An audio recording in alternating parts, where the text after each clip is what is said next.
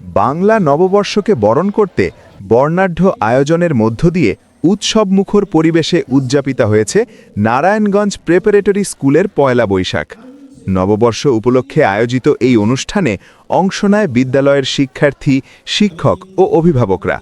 সকাল থেকেই স্কুল প্রাঙ্গণে শুরু হয় নানা আয়োজন, সাংস্কৃতিক অনুষ্ঠান, নৃত্য, সঙ্গীত, আবৃত্তি এবং বর্ণাঢ্য শোভাযাত্রা। রঙিন পোশাকে সেজে ওঠে শিক্ষার্থীরা।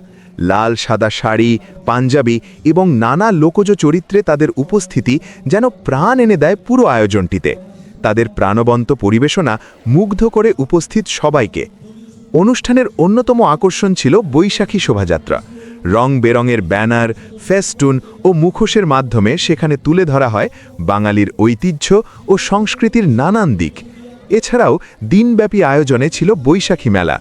দেশীয় খাবার ও ঐতিহ্যবাহী পণ্যের স্টল ঘিরে শিক্ষার্থী ও অভিভাবকদের মধ্যে দেখা যায় ব্যাপক উৎসাহ উদ্দীপনা। বিদ্যালয় কর্তৃপক্ষ জানায়, নতুন প্রজন্মের কাছে বাঙালির সংস্কৃতি ও ঐতিহ্য তুলে ধরতেই এই আয়োজন।